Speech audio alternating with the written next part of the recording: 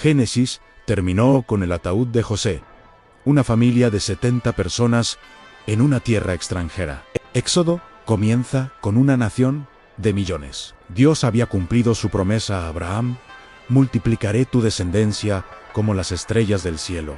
Pero la serpiente antigua no estaba contenta. Egipto, que una vez fue un refugio, se convirtió en un dragón. Y el faraón, actuando como la simiente de esa serpiente, lanzó un ataque directo y brutal contra el pacto de Dios: echad al río a todo hijo varón que nazca. Esto no era un simple control de población, era un intento de genocidio cósmico. Satanás estaba tratando de cortar el hilo rojo de la redención antes de que el Mesías pudiera nacer. Parecía que las puertas del infierno prevalecían. El pueblo del pacto gemía bajo el peso de la esclavitud. Pero Dios no había olvidado su juramento.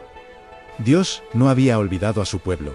Y la respuesta de Dios no llegó en forma de un ejército, sino de un bebé. Moisés, salvado milagrosamente de las mismas aguas destinadas a su muerte, criado en la casa del enemigo, como José, pero llamado por Dios para ser el gran mediador de su pacto. En la teología cristiana, Moisés es el tipo supremo de Cristo en el Antiguo Testamento.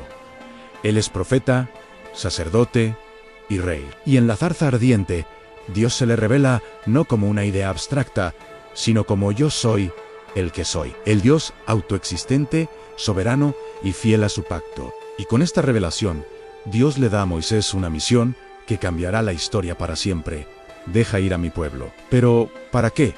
Para que sean libres y hagan lo que quieran, no para que me sirvan. La libertad bíblica no es autonomía, no es hacer lo que nos plazca. Es el cambio de un amo cruel, el pecado y Faraón, al único amo bueno y justo, el Dios viviente. Faraón, en su arrogancia, preguntó: ¿quién es el Señor para que yo oiga su voz?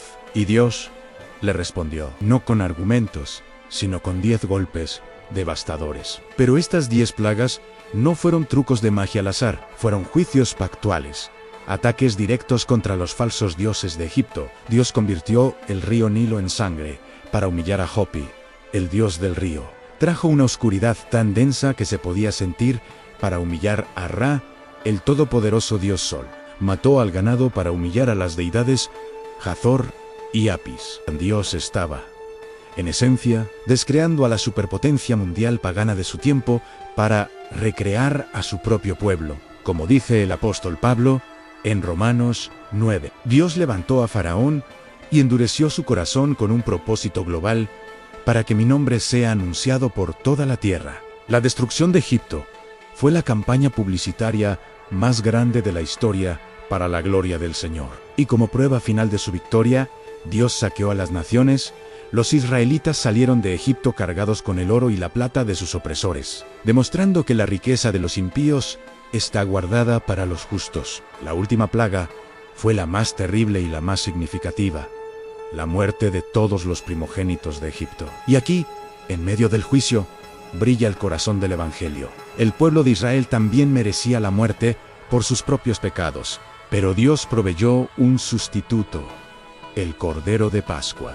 La instrucción fue clara: si la sangre del Cordero no estaba en el dintel de la puerta, el ángel del juicio entraría. No importaba si eras una buena persona, no importaban tus intenciones, lo único que importaba era la sangre. Esto es la expiación sustitutiva en su forma más cruda y poderosa. Cristo, nuestra Pascua, fue sacrificado por nosotros. Después vino el cruce del Mar Rojo, el bautismo de la nación. En un instante, Dios ahogó al ejército más poderoso del mundo. Esta es la gran esperanza del creyente. Nuestros enemigos pueden parecer invencibles hoy, pero un día serán como Faraón y su ejército en el fondo del mar. La victoria final de Cristo es absolutamente segura. Muchos cristianos hoy en día tienen una idea equivocada. Dicen, la ley es mala, solo queremos gracia. Pero eso es un grave error. En el libro de Éxodo, Dios primero salva a su pueblo por pura gracia, a través de la Pascua y el Mar Rojo, y luego les da la ley en el monte Sinaí. La ley no es el camino a la salvación, es la constitución del reino de Dios. A los 10 mandamientos son las instrucciones de Dios para que su pueblo redimido viva en libertad y santidad. La ley es el carácter de Dios reflejado en la sociedad. Y finalmente, el tabernáculo. Un Edén restaurado en miniatura, Dios mismo descendiendo para habitar en medio de su pueblo. El libro de Éxodo no termina con Moisés, sino con la gloria del Señor llenando el tabernáculo, Emmanuel, Dios con nosotros. Éxodo es la increíble historia de cómo Dios toma a un grupo de esclavos y los transforma en un ejército real.